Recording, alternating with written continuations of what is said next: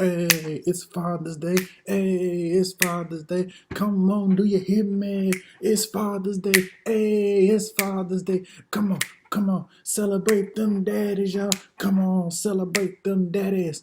Hey, celebrate them daddies. Yeah, celebrate them daddies. Shout out to the OG. That's right, it's Big God. Had a son, Jesus Christ, who came and died for us. Showed us how to be a model example of being fathers. Loving, leading, courageous, and other stuff. Hey, it's Father's Day. Hey, it's Father's Day. Come on, do you hear me? It's Father's Day. Hey, it's Father's Day. Come on, do you hear me? Let's celebrate them daddies. Them daddies. Hey, them daddies. Hey, you like that? That's gonna be part of my new mixtape that's gonna drop in August. It's gonna be called the COVID-19 Chronicles. Yeah, no, I'm not dropping an album. That would mean I would have to have some musical talent, and yeah, I just like to be goofy. Father's Day, whew.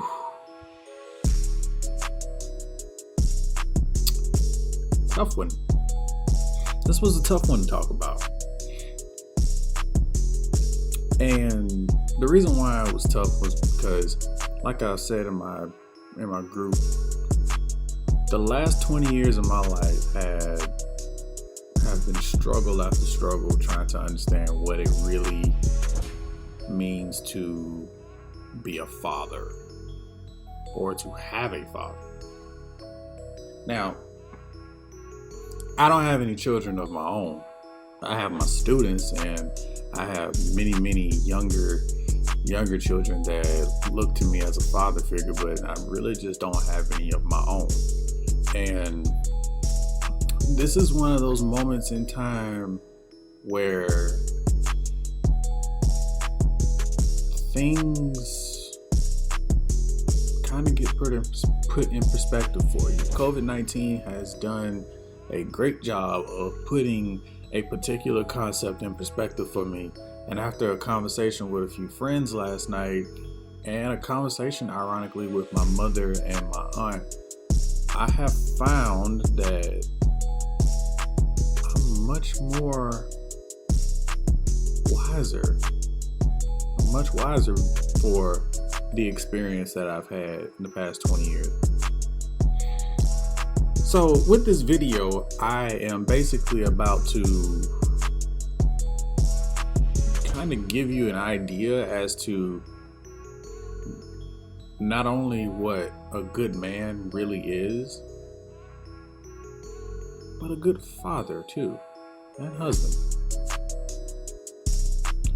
But I need you to follow me.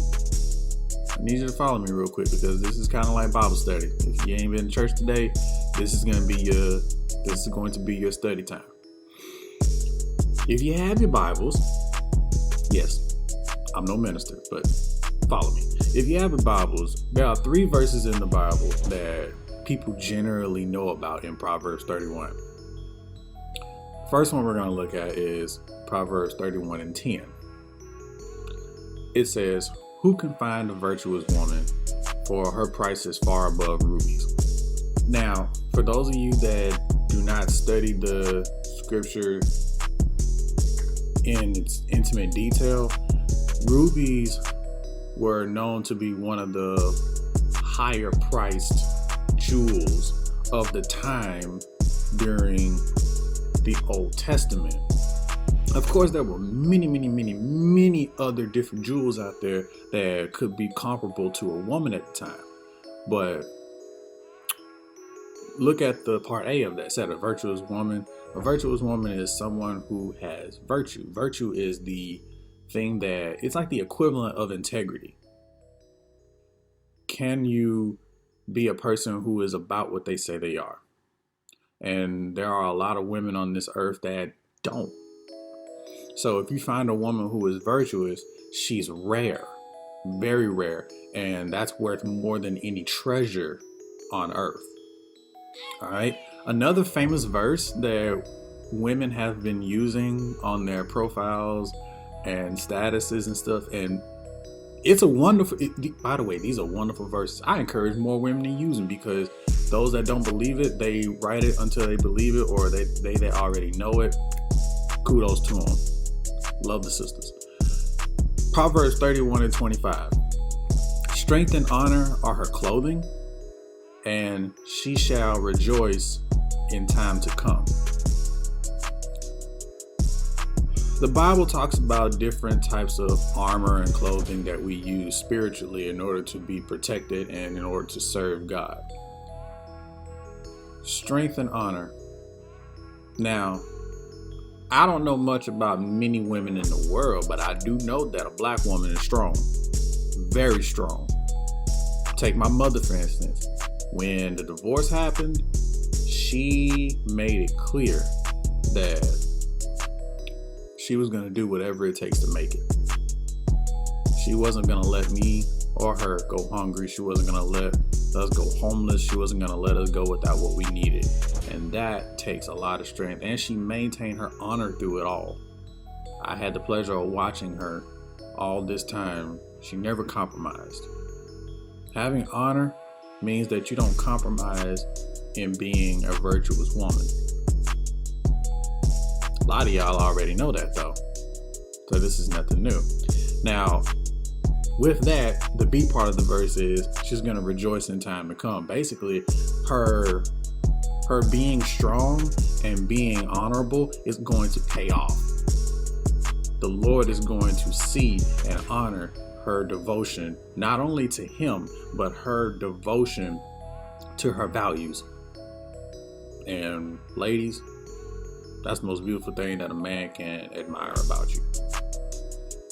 Finally, Proverbs 31:30. This one is not as common as the other two, but I have seen some of the older women talk about this, and it's pretty doggone deep. It says, favor is deceitful and beauty is vain, but a woman that feareth the Lord, she shall be praised. All right. Favor is deceitful. Basically, favor ain't fair. Everybody can't have favor. There are some people in this world that just have it on them. Can't do nothing about it. Favor ain't fair. Beauty is vain. I mean, it's only skin deep for some. This is what they're referring to in that verse. Beauty in the reference to the skin that we have, the looks that we have, because we all get older. Some of us, we begin to wrinkle as time goes along, and we lose our luster that made us attractive in our prime. And so the question that's going to be asked is, can you stick with your partner for the long run? Can you stick with that woman for the long run? If you can, you'll find that that woman feared the Lord. She respects the Lord. She loves the Lord. And that is why that man is going to praise her. You feel me? All right. So, you guys have been keeping up so far? Good. All right. So, before I go into the second half of this, I wanted to send a shout out to my dad, my original dad. Happy Father's Day. We are not where we need to be yet, but I'm happy that I'm able to have a relationship with you, even if it's not as smooth as I want it to be. And I also wanted to send a happy Father's Day to my adopted dad, the man that stepped in and basically served as the number one father figure in my life. He's done a lot for me over the past 17 years, and I am forever grateful. Even now, he will still help me if I ask him to, and he'll never take anything I try to give him for, helping me. So, thank you. And for all the other men out there, that have been an influence in my life, whether you are my age, a little bit younger, a little bit older, a whole lot older, if you've been an influence in my life to build me as a better man, thank you. Thank you so much. And for those of y'all that are wondering, if males in education, we are fathers too. We just put up with other kids. We're like the stepdaddies. Men in education, we're stepdaddies. Go ahead and just let that sink in. Because when we meet at parent-teacher conferences, oftentimes it's the mama. And we're in there trying our best not to look at the mom and be like, your kid bad, but you bad too. Nah, you don't wanna do that. Okay. So remember how I told you I said that Proverbs 31 was a popular thing for women? Well, believe it or not, it has some hidden gems in there for men. There was a book that I read that I had the honor of being part of at the time, not necessarily by name, but one of my older pastors, Pastor Byron Franklin, he wrote a book called Men Are Finders, Women Are Choosers. And in this book, it highlights the different types of things that you do while you're waiting for your mate in the realm of, serving God and somewhat, and, keeping yourself ready for your mate, like self-development, building your relationship with God, so on and so on. It's a great book. I recommend anybody to read it. As a matter of fact, I will put the link for that book down below. So if you are wanting to get some good godly advice, or just basic advice on how to really wait for your partner and wait efficiently, this is going to be the book that you're going to want to read. Oh, also, if you want to know how to be more effective as a spouse, this is the book that I would recommend that you would read. So in this book, he highlights 3 verses in the Bible. And these 3 verses, I never saw these when reading Proverbs 31, because the verses about the women overshadow it. But the way he explained it, it's going to be a tad bit different than the way I'm going to explain it, because the Holy Spirit gave it to me different. All right. So ladies, if you're wondering why am I on this particular thing, these 3 verses in Proverbs 31 are going to explain qualities of a good husband, a good man, and a good father. They are. So follow me if you will. Proverbs 31 and 11. It says, the heart of her husband safely trusts in her, so that he have no need of spoil. Okay. When men marry a woman, he marries her knowing that she will be enough.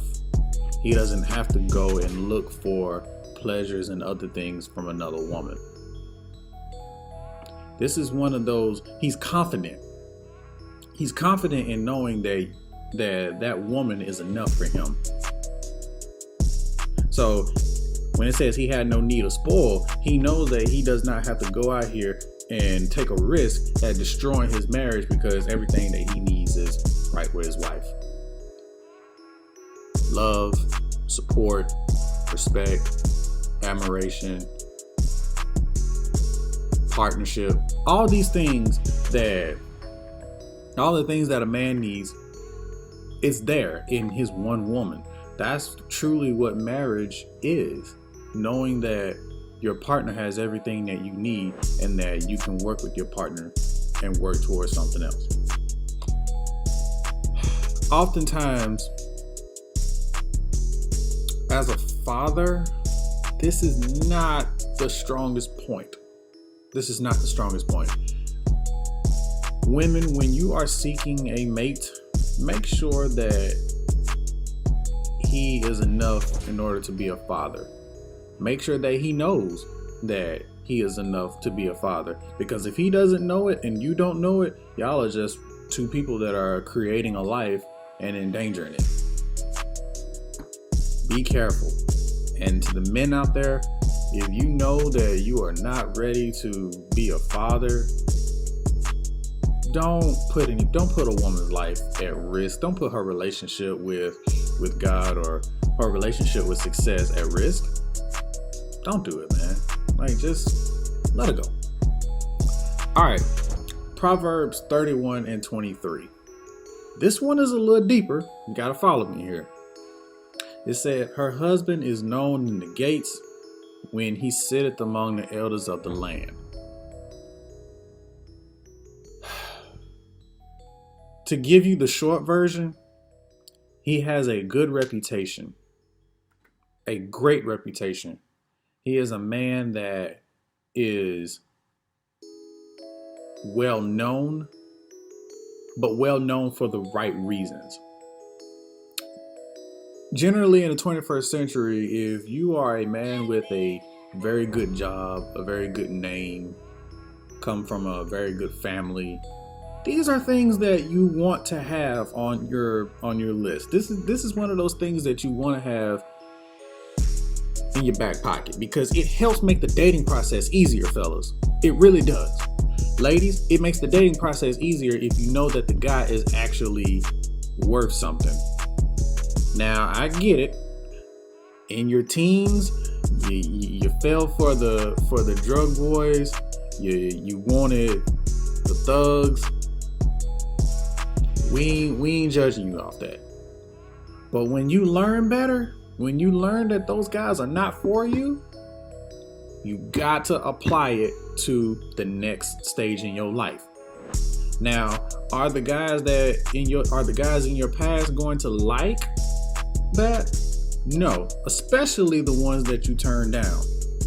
But those that you turned down have gone on to make a better life for themselves and have basically gotten the attention of the elders of the land or the people in power. So the question here is, will the man take a risk for you? And the question for you is, can you recognize the good reputation on him? So there's both people have to be accountable for how you choose. All right. Finally, Proverbs 31:28. This is the one that gets a lot of people. It's the one that gets a lot of people. It says, her children rise up and call her blessed, her husband also, and he praised her. Now, traditionally, children are going to love their parents, especially their mamas. Traditionally. Now, nowadays, we don't have a lot of that. But I know I love my mother. I call her blessed. She is blessed. Now, let's fast forward. I'm going to use this example because this is the best one to use. This is the one that Pastor Byron used, as a matter of fact, when he first started developing the book. I'm in the mall with my wife, whoever she is, and she goes off to Bath and Body Works. It's one of my favorite stores. She goes off to Bath and Body Works. I go to GameStop because I really want to buy a game more than I want to go in and check out some of the new fragrances and stuff for men. You know, the game's there. So I go in, I see one of my buddies, and here's the scenario. Hey, Tom, how's it going? Be like, man, it's good, Verdi. What's going on? Oh, nothing, man. Just out here enjoying the day at the mall. Oh, yeah? Where's your wife at? Oh, she's in Bath and Body Works getting her a little something. And I was thinking probably going to get me something, too. You know, we got a little dinner later on the night. We both want to smell good, smell real nice. Oh, man, that is just nice, Verdi. I'm telling you, you got yourself a great wife, man. Hey, don't I know it, Tom? So, in there, you see that you can see that there is a sense of pride that I have that she is my wife, that she is the mother of my children. Now, we're going to look at Exhibit B. Exhibit B is going to have a whole nother turn to this. Here we go. Hey, Tom. Hey, Verdi, how's it going? Hey, it's good, man. It's good. What's up? Nothing, man. Just out here trying to, get a little shopping done. Be like, where's your wife at, man? I don't know, man. I left her like 20 minutes ago. She's somewhere around here. Can you see the difference?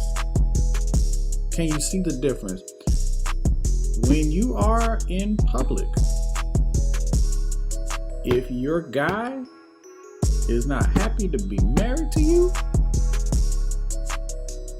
you'll know. You are going to know. Your friends will know it before you will. So, get you a man that is not afraid to he's not afraid to say, yeah, that's my wife, man. That's the mother of my kids right there. She popped 3 of them things out for me. She was at the altar a long time ago for me. I lifted the veil up and she chose me. Get you a guy with that energy. Don't be that guy that's just like, yeah, I'm married to her. It's just a thing. Don't be that. Don't be that. Don't be that. Men, take some pride in your wives. If you are watching this video and you are married and you haven't been taking pride in your wife, please do it. Because I guarantee you, when she gets to a point where somebody else is paying attention, you're going to have yourself an Aisha Curry story. And Lord knows we don't want that crap to happen. All right? So, to wrap this up, I enjoy Father's Day now because I understand that Father's Day means a whole lot more than just having a actual father in your life. A father to me can be any man that has gone out of his way to make sure that I understand and learn better from my mistakes that I've made, or to help me stop the mistakes that they made and possibly do better than them. So one day I hope that I get married and become a great father to my children whenever they are born. I want to continue being a good father figure to the children that are in my life, and I want my children to have a lot of aunties and uncles, because that's basically what they're going to turn into. I want them to have a lot of aunties and uncles that'd be like, hey, your father was a father figure to us. So with that being said, this has been another Silvertone production. Please subscribe and share. As far as my season finale, I have not decided on what I wanted to talk about yet. So that can be something that you guys can give me suggestions on.